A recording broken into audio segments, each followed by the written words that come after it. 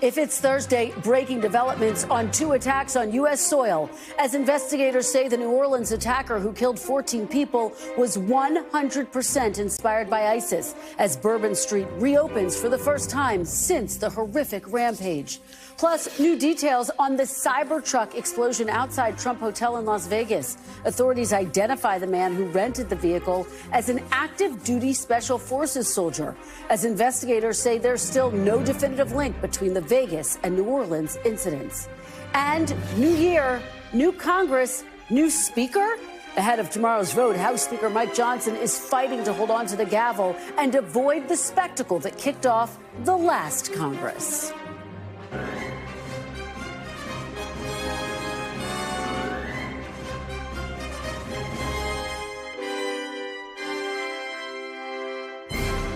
Welcome to Meet the Press Now. I'm Kristen Welker in Washington. We're following breaking news on the investigation into 2 attacks on U.S. soil on New Year's Day. Right now in New Orleans, Bourbon Street has just reopened with new security barriers in place after an attacker plowed his truck into a crowd of people on Bourbon Street, killing 14 and injuring dozens of people. And in Las Vegas, the FBI's Joint Terrorism Task Force is now involved in the investigation after a rented Cybertruck exploded outside the Trump Hotel, injuring 7 and killing the driver. FBI officials in New Orleans saying today there is no definitive link between the 2 incidents. And the Las Vegas sheriff noted that there are similarities in these cases and they are not ruling anything out. Police today sharing new details about what the New Orleans attacker was doing in the days and hours before the attack, which included planting 2 IEDs in the French Quarter. Officials today also saying 42-year-old Shamsuddin Jabbar, an Army veteran who was born in Texas, proclaimed his support for ISIS in a series of videos posted the day before the attack. This was an act of terrorism. It was premeditated and an evil act. We recovered an ISIS flag from the back of the vehicle.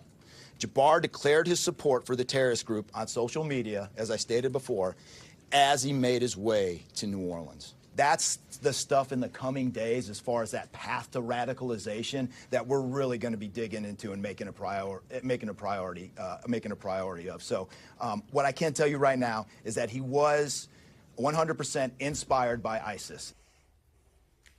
And officials also clarifying they now believe Jabbar acted alone. We do want to warn our audience the video we're about to show you of the moment of the attack is disturbing. This is video showing the moment a white pickup truck driven by Jabbar turned and accelerated onto Bourbon Street, where people were out celebrating the new year. It comes as we're learning more about the victims who died in the attack, ranging from a recent high school graduate to a father of 2. The parents of one of those victims, 25-year-old Matthew Tendorio, spoke with NBC News earlier today about the devastating loss of life. Just starting life, had the job of his dreams. Very sad, very sad. We just, our hearts go to all the other families that lost their loved ones too. We just grieving right now. When we couldn't reach Matthew, we tried his friends, and they said we got separated, and they witnessed everything that happened, and they were trying to reach him too. We knew something dreadfully wrong happened, and then the next thing was we went to University Medical Center, to the morgue. The entire nation mourning with those families. After convening with his Homeland Security team in the White House Situation Room, President Biden, in his capacity as consoler-in-chief, addressed the heinous attack, speaking about the spirit of the city of New Orleans. New Orleans is a city of tremendous spirit. You can't keep it down. You really can't. People in New Orleans are sending an unmistakable message. They will not let this attack or the attackers' deluded ideology overcome us. Joining me now with the very latest on the investigation is NBC News Justice and Intelligence correspondent Ken Delaney, and NBC's Gotti Schwartz is on the ground in New Orleans. Thanks to both of you for starting us off on a very big day. Ken, let me start with you. You've been tracking this since this first began in the early hours of yesterday. What is the very latest on the investigation? Because there's been a lot of moving parts in terms of whether there was an accomplice or not. Police are now saying they believe this suspect acted alone. Yeah, that's right. That was the big announcement today by the FBI. After yesterday, first you had an FBI agent saying it wasn't terrorism. Then later in the day, she said, we don't believe he acted alone. Both of those things turned out to be wrong. And so today you had an FBI supervisor from Washington coming in and addressing the media and saying, A, it was absolutely terrorism, premeditated, and B, we believe he acted alone. And that's based on a review of 5 devices that he had, 3 cell phones and 2 laptops, and hundreds of interviews, including with relatives, and a scouring of any kind of public record they can find about him. They just don't see any communications that would suggest he was working with accomplices. And what are we learning about his path to radicalization? Obviously, one of the incredibly disturbing components that has come out, he did have that ISIS flag with him during the time of the attack. What are we learning about that, Ken? And keep in mind, this is a man who converted to Islam, according to his brother, born in Texas, spent many, many years in the U.S. Army serving with distinction, according to one of his supervisors. College educated, had a 6-figure job at a Big 4 accounting firm, father of 2, 42 years old. And then at some point recently, they believe, he went on this path to radicalization. And they say that on his way in this rented truck from his home in Texas to New Orleans, he recorded these videos where he said he contemplated killing his family, but decided that that wouldn't draw enough attention, and so he wanted to do this attack. And I should also add that they revealed new information today about the bombs that he planted, IEDs, that were actually pipe bombs filled with nails that had detonators. They're not exactly sure why he did not detonate them or what his plan was for those bombs. And just be very clear, none of those went off. That's right. Talk a little bit, Ken, if you would, about the information that we're getting about the security and the apparent gaps in security. I mean, the truck was able to just drive down Bourbon Street. Apparently, some of the bollards that should have been there were out of commission. What are authorities saying about that? That's a really infuriating story. What they're saying is that there was a plan in place to replace the bollards, those hydraulic pillars that come out of the ground, because they weren't working very well. And they were rushing to get that done for the Super Bowl, which is going to be held in a few months in New Orleans. And not really thinking, apparently, about the risks of all these people gathering on Bourbon Street. And what witnesses are saying is that this truck really had no problem at all accessing this street and getting up to a high rate of speed. Now, the police are saying they parked vehicles across where these bollards were supposed to be, but whatever they did, it wasn't enough to deter this attack. All right, Ken, just tireless reporting over the past 24 hours. Thank you so much for being here to start us off. We really appreciate it. Gadi Schwartz, let me turn to you now. You are there in New Orleans. You are on Bourbon Street. It's now reopened. I imagine a somewhat somber mood, though. What is the scene like there on the ground?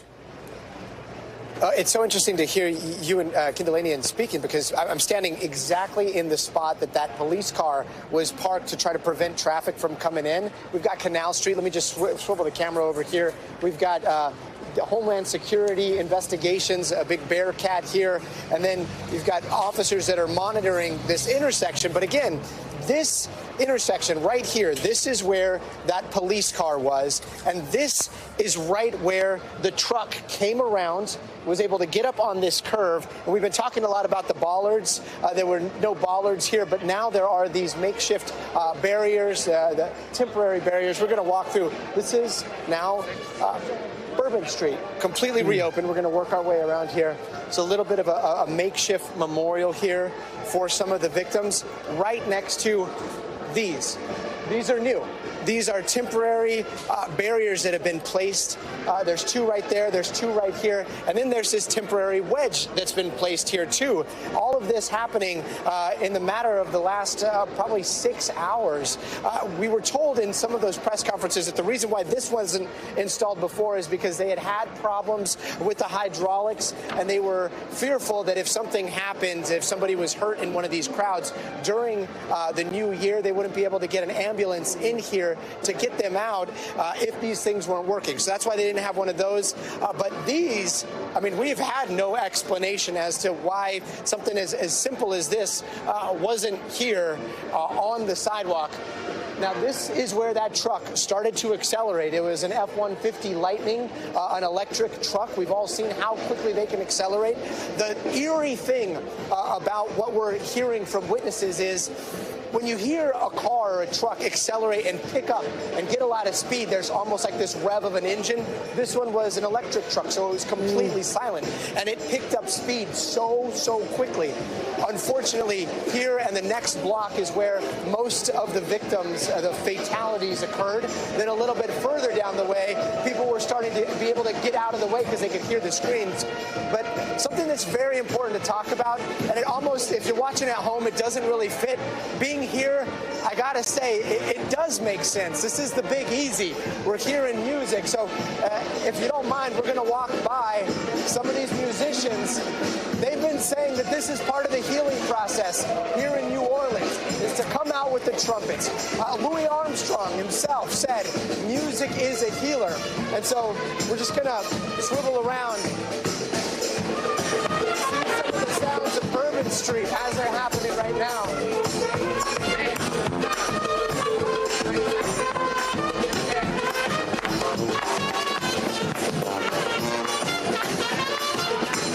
And you can see the crowds are stopping, the crowds are being moved by the music. I mean, this is part of the healing process. A little bit further down, you've got people coming out, you got people selling beads. We've been talking to a lot of the locals here, and they say, look, Bourbon Street, this is not usually something that locals do. It's something for the tourists tonight. Many of those locals are going to the game. Many of those locals afterwards are coming here to Bourbon Street to celebrate that resilience, to show that Bourbon Street will survive, that they've been through so much before. They've been through Katrina. They went through 9/11 when they say that the businesses here shut down for months and months and months, and so many people were suffering out of work. They said that's not going to happen this time. They want to get back to the business of celebrating. And one other thing that they said that there was a fearlessness. It's almost like this fearlessness that comes with hospitality, especially here in New Orleans. And tonight, that's expected to be on full display. Kristen? Gotti, what a powerful sight there. I can't think of anything that better captures the spirit and the strength and the resilience of New Orleans and the people there than that just breathtaking scene that you just showed us. Thank you for sharing that with us. We really appreciate it. Great work. Thank you. We do want to turn now to Las Vegas and the investigation there into a Tesla Cybertruck that exploded outside the Trump Hotel yesterday. As we mentioned, the FBI in New Orleans says there is no definitive link between this attack and the Las Vegas incident. But Las Vegas police say they're not ruling anything out at this point. Police in Vegas today identified Matthew Allen Leivelsberger as the subject of their investigation, saying that he's the man who rented the Tesla Cybertruck that exploded. Based on evidence found in the vehicle, they believe Leivelsberger sustained a self-inflicted gunshot wound before the explosion, but say they are waiting for DNA evidence for final confirmation. Authorities today also confirming Leivelsberger was an active duty special operations soldier who was on an approved leave at the time of his death. NBC News correspondent David Noriega is covering this story for us, and Courtney Cuby is at the Pentagon with more on the suspect's military connections. David, let me start with you. We now have a name in connection with this Cybertruck explosion. Officials holding a press conference today. What is the very latest that they are saying about this investigation that stands out to you? So, Kristen, the first question that has been very close to fully answered today is that question of whether Leivelsberger, who had been identified as the person who rented the Cybertruck, was also the person who was inside the Cybertruck and died as a result of the explosion. We now know actually that he died as a result of what authorities believe is a self-inflicted gunshot wound. They are stopping just short of saying with 100% certainty that that person is Leivelsberger, simply because, as you said, they're waiting for DNA results.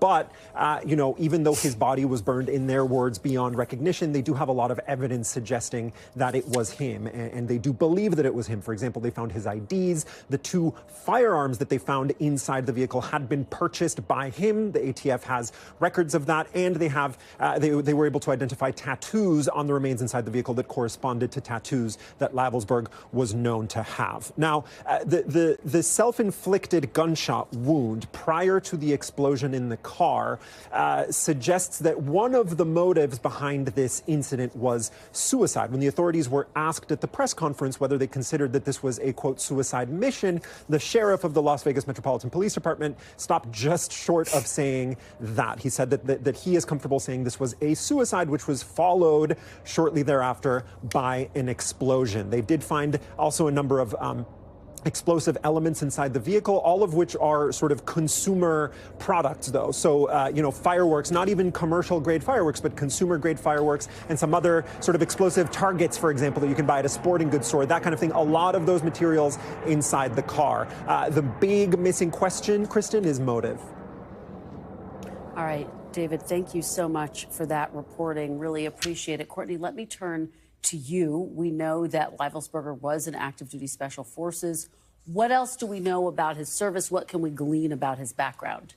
Yeah, Kristen, one thing that really stands out to me is he was a master sergeant in the U.S. Army. So that's a pretty senior non-commissioned officer, enlisted soldier, especially when you're talking about these more elite special operations or special forces soldiers. To attain the level of master sergeant is pretty notable. So that's one thing. He was in the U.S. Army in active duty. He entered in as a Green Beret in 2006. He served for about 5 years on active duty. He did a little bit of time in the National Guard and the Reserve, about a year or so. Then he went back on active duty in 2012, and he served there until recently. That's another thing that stands out to me. He had almost 20 years in the U.S. Army, almost most of that on active duty.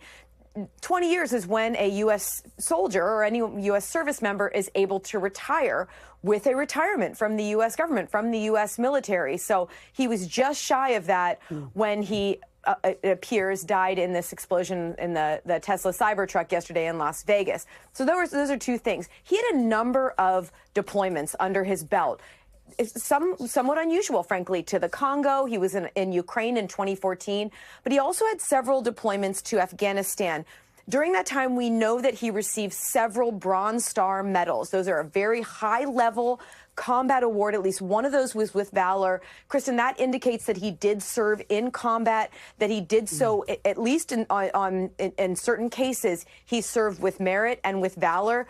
Frankly, when I look at what we have from his releasable military service record, it appears he served honorably, and I don't see any red flags that would potentially give us some sense about why he drove to Las Vegas in a Cybertruck and appears to have number one, killed himself, as we heard from that press conference earlier today. It appears that there was a self-inflicted gunshot wound and then blown up that Cybertruck, Kristen. Just fascinating details, Court. Let me ask you, you talked about his time in Afghanistan. We know that the attacker in the New Orleans incident also spent time in Afghanistan. There are a number of what a lot of people are calling coincidences. Walk us through them, and what is the military saying about those coincidences? Yeah, so, I mean, there were a couple of times where these men may have overlapped in their time in the Army. One was the deployment during Afghanistan. It does not appear that they were in the same place at the same time, though. And keep in mind, 2009, during that time frame, when at least one of them was there, we don't know the exact dates of when Leibelsberger was there on his several different deployments, but these were times where there were tens of thousands, at times more than 100,000 U.S. troops in Afghanistan. Not all soldiers, some Marines and others, but the chances that the two of them overlap there are not great. There's also a possibility that they may have overlapped at a base, potentially Fort Liberty, formerly known as Fort Bragg in North Carolina. Again, an enormous base.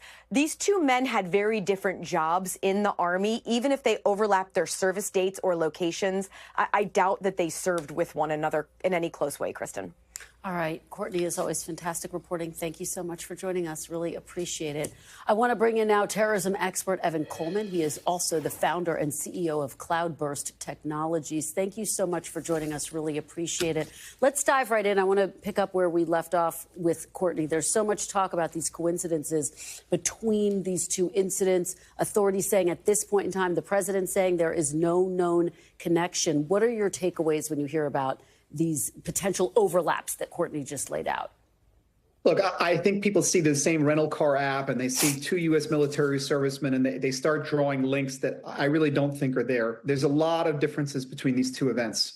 First of all, the event in New Orleans, the assailant was obviously a convert to Islam. There were obvious signs of radicalization. It took very little time for us to discover that. The individual recorded video of himself pledging allegiance to ISIS. We have nothing like that for the incident in Las Vegas, rather. And I think if you look at the background here, again, just because of the fact that they served at Fort Liberty, maybe at the same time, that's like someone coming to you and saying, well, you live in New York. You must know somebody else that lives in New York, right? No, that's not how it works. And in terms of Afghanistan, it's not even clear that they were serving in the same province together, right? Afghanistan is a huge country, right? So I think that's a lot of speculation, and I think people need to be very careful about that. We know very little about what motivated the individual in Las Vegas right now.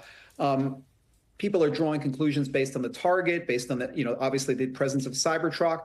Is it possible there's some significance? Yeah, it's possible, but I would be very, very careful about that. To me, these look like 2 different events. And again, I said this before. Just a few weeks ago, we had a car ramming event in Germany, and immediately, as soon as it happened, everyone assumed that was ISIS. Right? It turned out the person that carried that out was someone. Not only was he not affiliated with ISIS or Al Qaeda, he actually was apparently anti-Islamic. Right? So just because someone carries out a terrorist attack and they use these kind of techniques or these tactics, that alone does not say anything about why they're doing it. So be very careful there. Well, it's so important, I think, to hear your perspective on that and to help us sort through these details that we are starting to get. Let's talk about the attacker in New Orleans. Authorities saying they believe he acted alone, that he was a lone wolf, that he was radicalized. He, of course, had the ISIS flag. What are the biggest takeaways for you, Evan? Well, look, the biggest takeaway for me right now is trying to figure out, this guy was apparently inspired by ISIS. That's the language that's being used right now.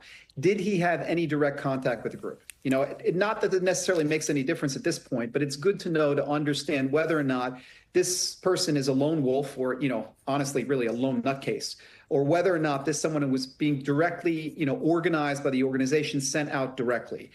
ISIS, for the most part, most of these attacks that take place, these are individuals that have no direct contact with the organization, or if they do, it's very, very little. And it's another reminder that, again, we keep focusing here on border security and illegal immigration and whatnot. None of that would have meant anything to stop this event. It would have meant nothing. Right?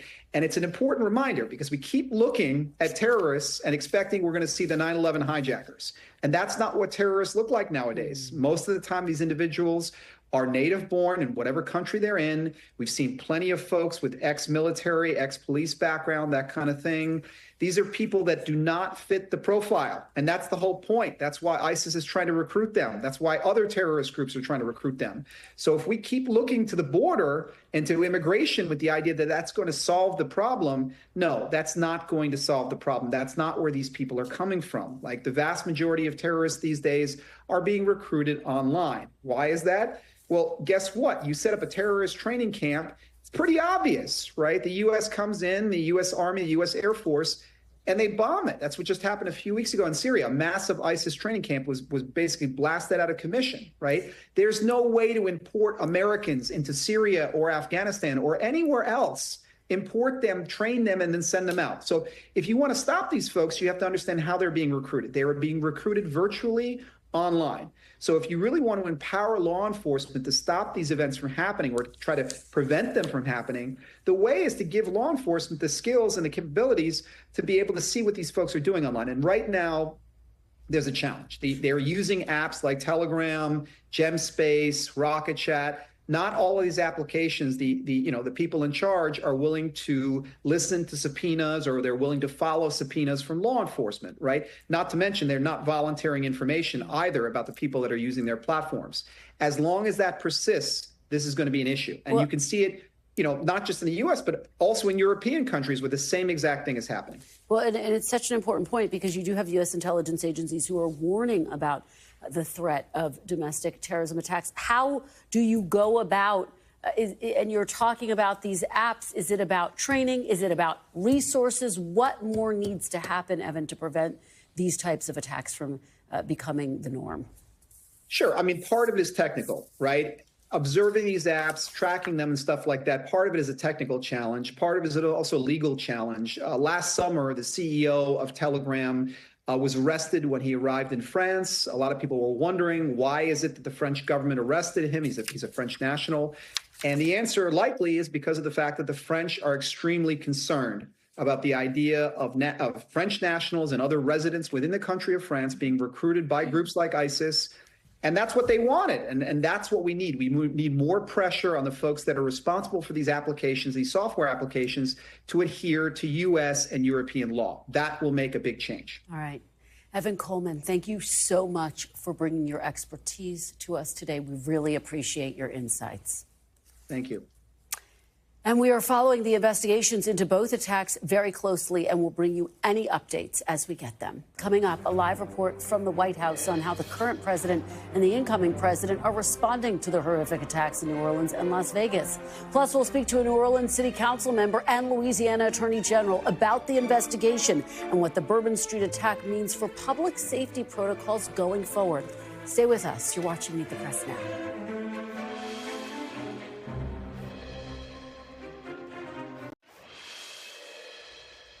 Welcome back. As the investigation into the New Orleans terror attack continues, we are now hearing directly from a survivor. NBC's Tommy Amos just spoke with Jeremy Sensky, who believes he was hit by that white truck on Bourbon Street.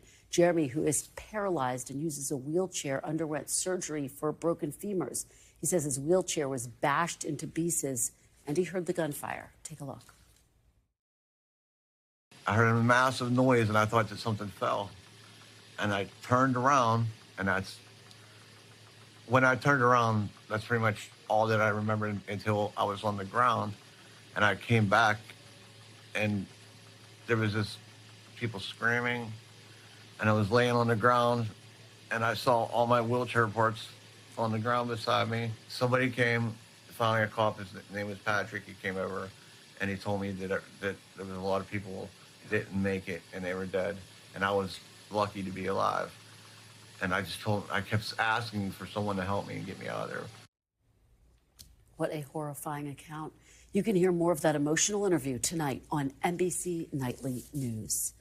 I now want to turn to New Orleans. City Council member Eugene Green joins us. Thank you so much for being with us, and my condolences to you and your city for the loss of life and just the collective tragedy that you have suffered.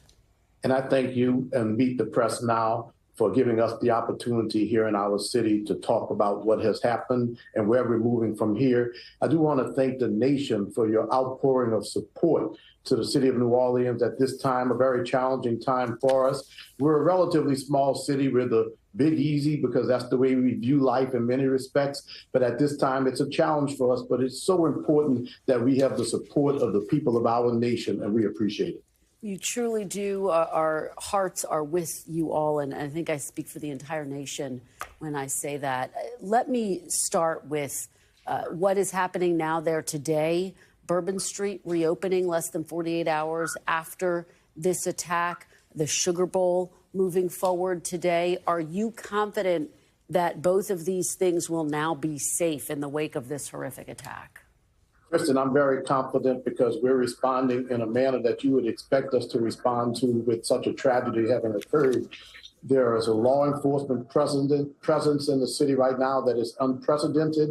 And I want to make it clear to anybody who would even try to support this type of terrorist activity, he lost.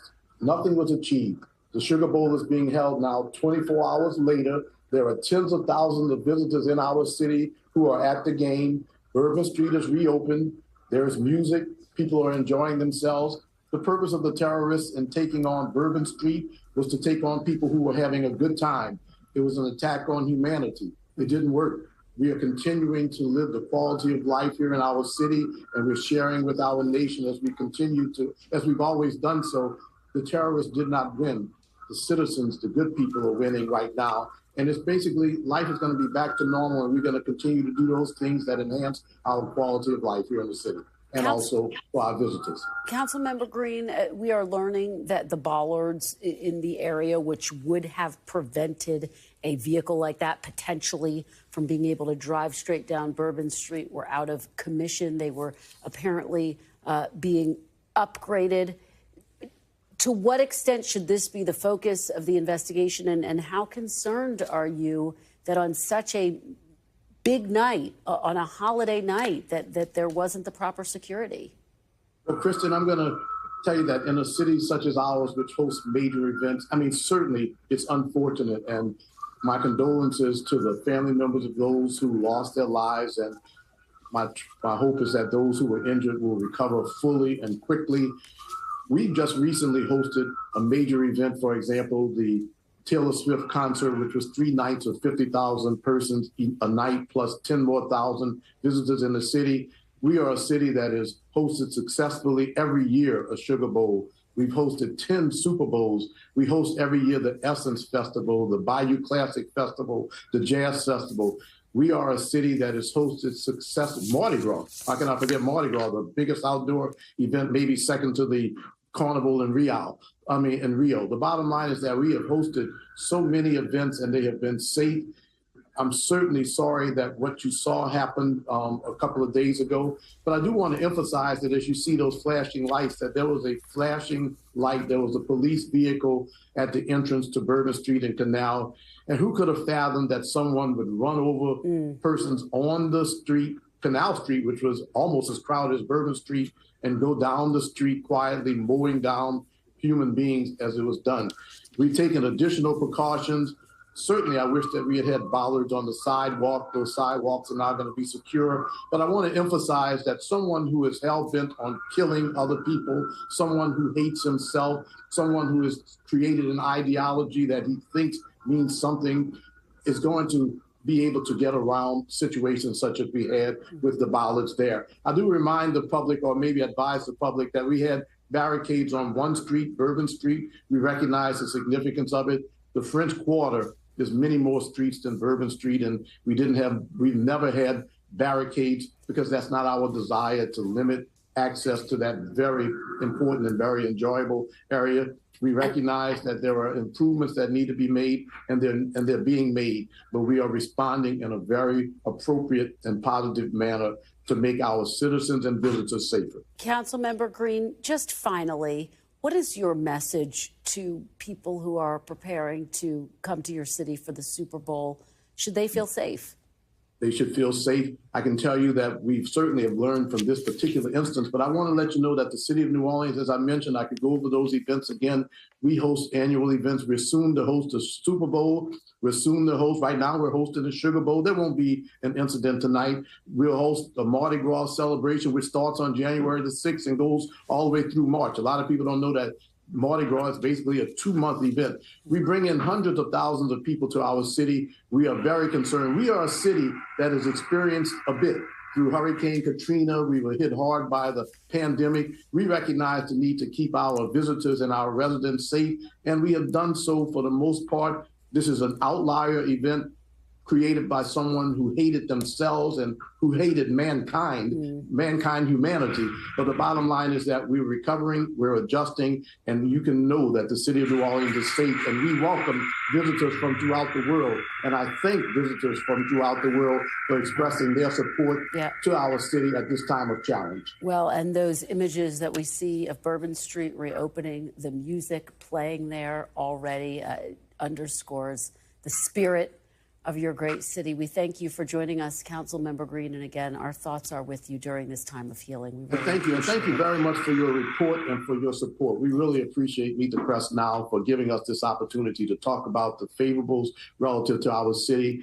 Come and visit the city of New Orleans. And we are standing strong for New Orleans, but we're also standing strong for our nation. Thank you. Thank you so much for being here. And joining me now is Louisiana Attorney General Liz Murrill. Thank you so much for being with us. We really appreciate it. Yeah, thank you for having me. Appreciate it. And I extend the same condolences to you for what has happened in Louisiana. We are so very sorry that we're having this conversation under these circumstances. What is the very latest in the investigation that you think people should know?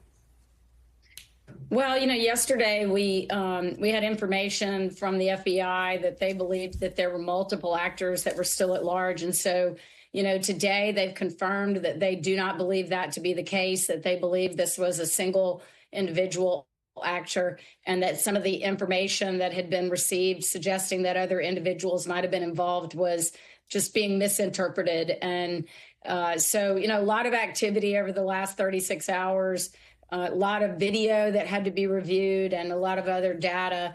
They did recover 2 laptops, according to the FBI, at the Mandeville Street location, and they also recovered 3 cell phones from the individual. So there's still a lot of data to go through, and there's certainly still a lot that we don't know about how he came to be so angry and determined to kill people yesterday. Well, I know that that's going to be a key focus of the investigation. I do want to play you something that the New Orleans police superintendent said today when Bourbon Street was reopening. Take a listen. I'll get your reaction on the other side. This is not a matter of pointing blame anywhere. A terrorist is hell-bent on destruction. This man was going to do his best. And if it hadn't been on Bourbon, he was going to go somewhere else. What is your reaction to that, of course, given what we've been discussing, the fact that there weren't bollards that had been put up to potentially, we don't know if it would have, but potentially try to block a vehicle like that from coming in and carrying out such a horrific attack? I've been to the scene, Kristen, and I'm not sure that the bollards that are there, it's a kind of a large metal flap that lifts up. It was not operable, and they were replacing it. So there was a vehicle that was placed there, and it was a large SUV. So I think the individual was able to whip that truck around it and go up on the sidewalk. Had there been bollards placed in the sidewalk, it might have been a deterrence. The bollard that was there that wasn't operable did not cover the sidewalk. It only covered the street. So I'm not convinced that it would have blocked him from doing what he did, because he flipped around it and went up on the sidewalk. I do agree with the chief. I think it's natural for us to ask questions. It's right for us to look at what happened and evaluate if we could have prevented it. What could we have done, and what could we have done better? I mean, people died, so we need to ask those questions. But I agree with her that he was determined to hurt people, and I believe to kill himself. So, he didn't kill himself. The police had to shoot him, but he came out of that truck shooting at the police, which guaranteed that they were going to shoot back. So I think he was determined to hurt people. Are you satisfied with the security that is in place there on Bourbon Street now? Should people feel confident and secure going to Bourbon Street?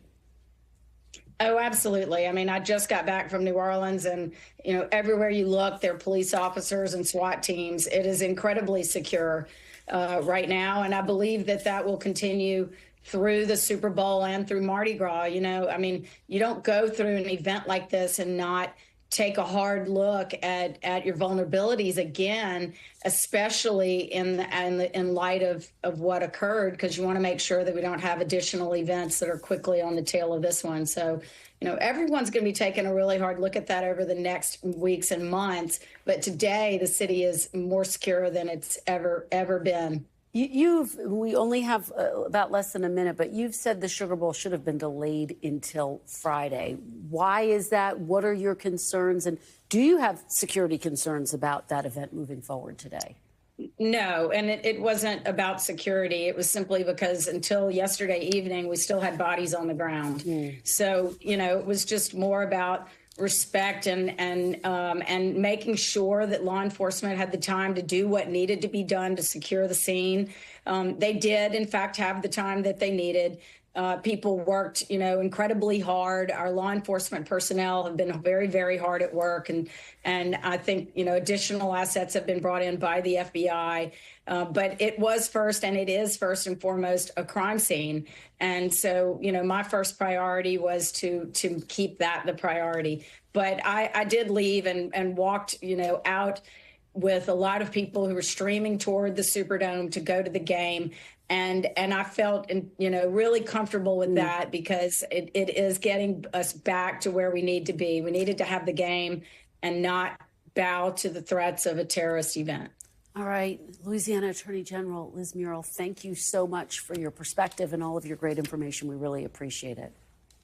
Thanks for having me, and for Coming up next, new Congress, same drama. The latest on Speaker Mike Johnson's fight to retain the gavel, with the House set to vote tomorrow. Stay with us. You're watching Meet the Press Now.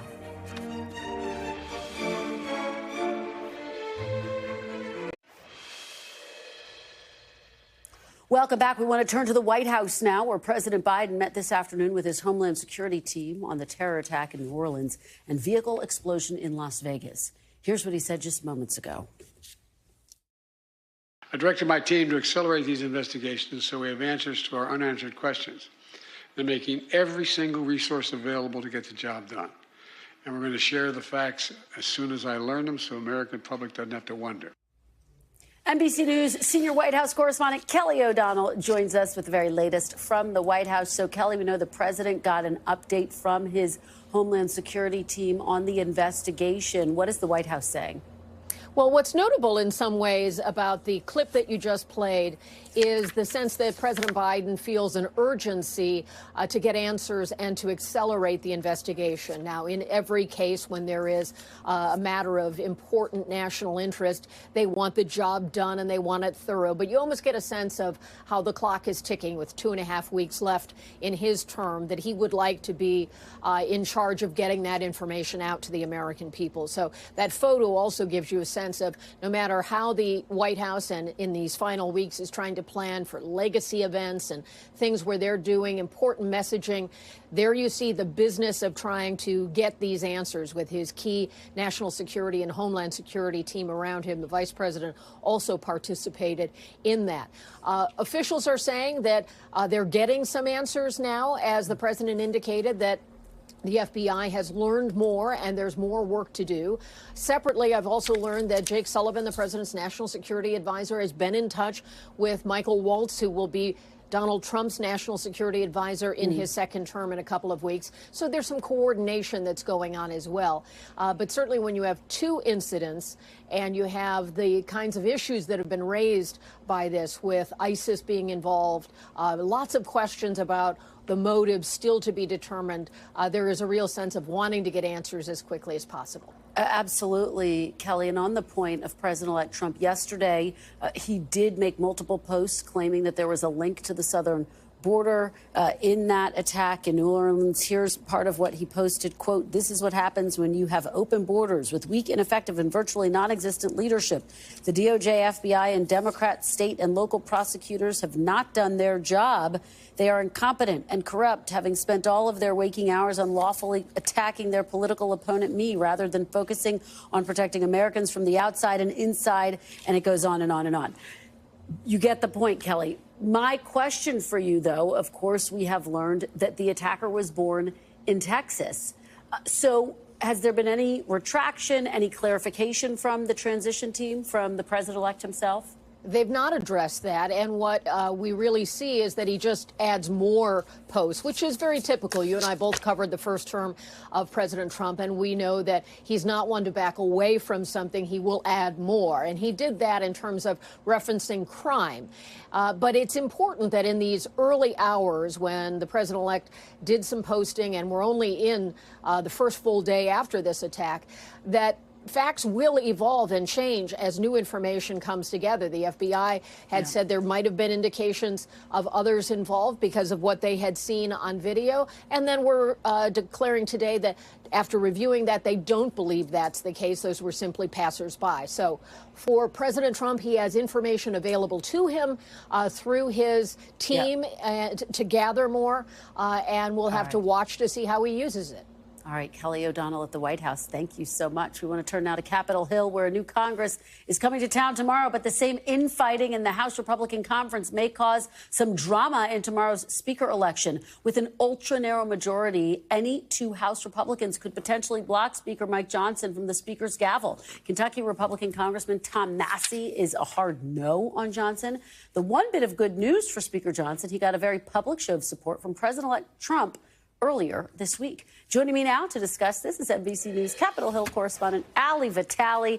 Ali, thank you for being here in person. So how is the Speaker feeling, how's his team feeling about his chances for retaining the gavel? Congress never change. I mean, the fact that we're going into yet another Speaker battle after 2 years ago, we saw McCarthy go 16 rounds. It almost feels fitting after the 2 years of chaos that we've seen. But here's what Speaker Johnson is saying. He's saying he expects it to go smoothly. In just the last few minutes, he says the plan is to win it on the first ballot. When is that not the plan? Of course, that's what he would like to see happen. What could happen, though, is the fact that you've already got one vote in the no column, and that's really all you can afford to lose. The best case scenario is that everyone goes along to get along. The other scenario is maybe some people get lost on their way to the floor and the vote tallies get lower because people voting present or being absent could help the Speaker. We have about a minute left, Allie, but very quickly, the fact that President-elect Trump has endorsed him, that must have an impact, you would think. Definitely good news, but when you look at some of the folks who are already saying, maybe I won't get on board, or in Massey's case, if he's a no, he's already survived a Trump-backed challenger. For people like Chip Roy, he's already faced Trump's ire. Some of these folks who are saying that they could be the problem children are not necessarily the ones that would be placated with Trump either calling them or calling them out or primarying them. So it also is important who these specific people are, not just that Trump controls the bulk of the conference. Yeah. All right. Allie Vitale, thanks for breaking it down. Thanks. I know you'll be watching closely along with the rest of us. Appreciate it. Coming up after the break, a year of sweeping political change in the U.S. and abroad after voters in more than 70 countries hit the polls. You're watching Meet the Press now.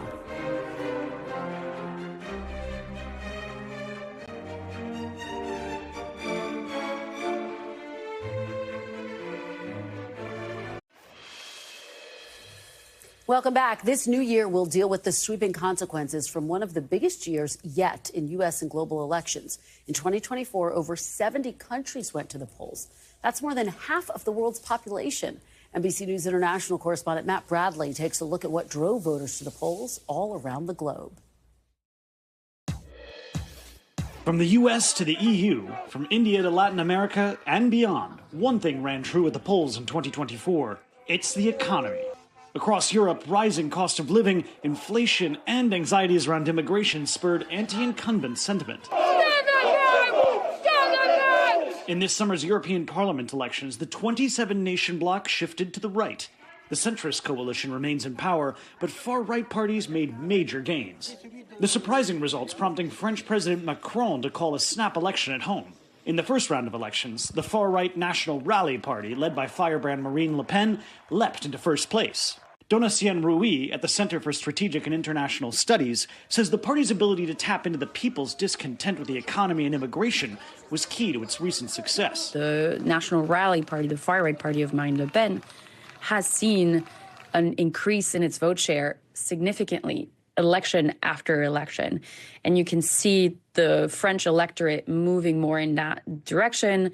That also includes some more blue-collar workers. In the second round, French voters backed the coalition of left-wing and centrist parties, which formed to block a national rally majority, but Macron's political standing is weakened heading into 2025. The anti-incumbent sentiment also loomed large in the United Kingdom, where after 14 years of conservative rule, the center-left Labour Party swept the election in a historic landslide, sending Keir Starmer to number 10 Downing Street. You campaigned for it. You fought for it, you voted for it, and now it has arrived.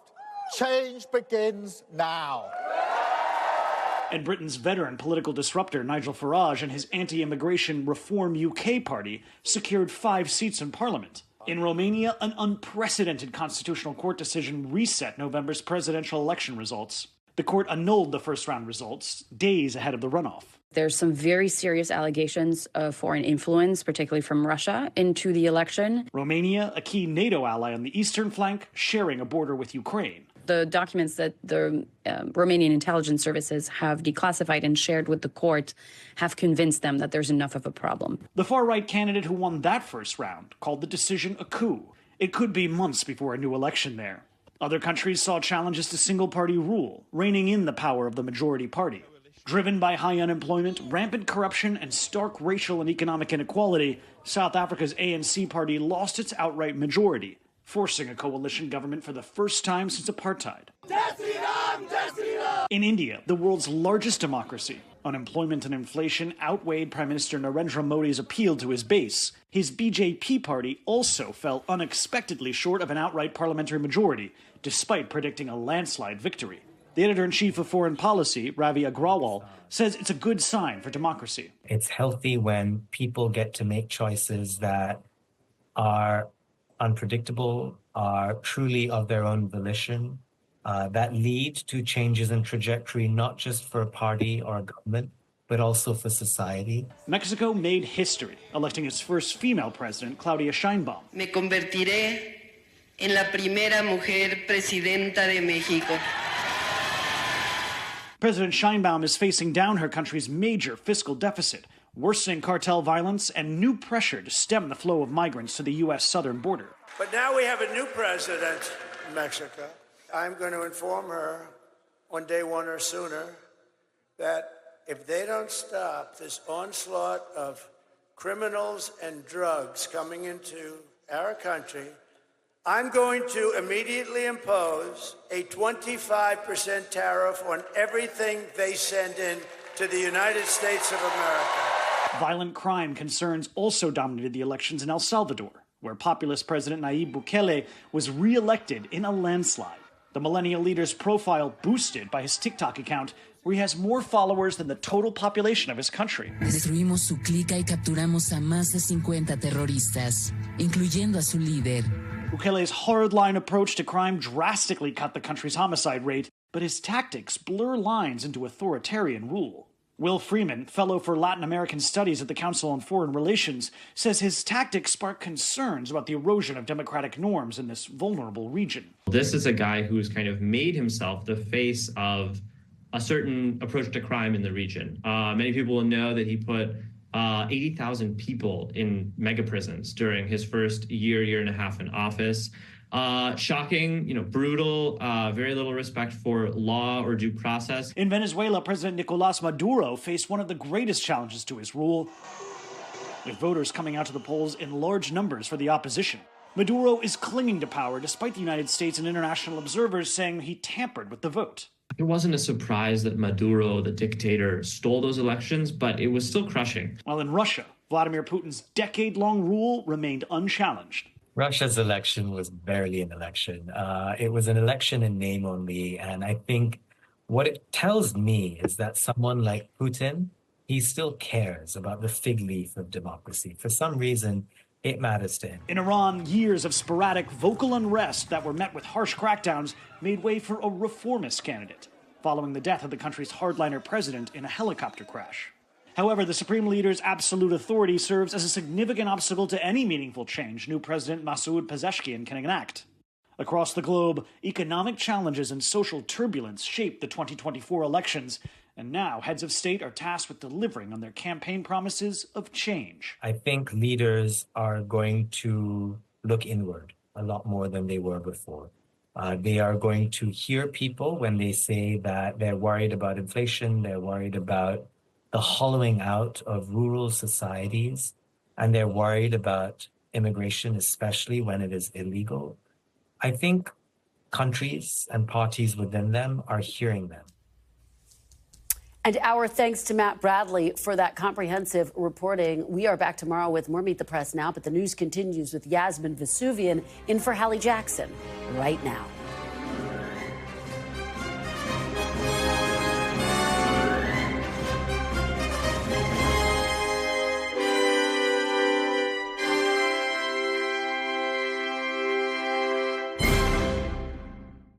Thanks for watching. Stay updated about breaking news and top stories on the NBC News app or follow us on social media.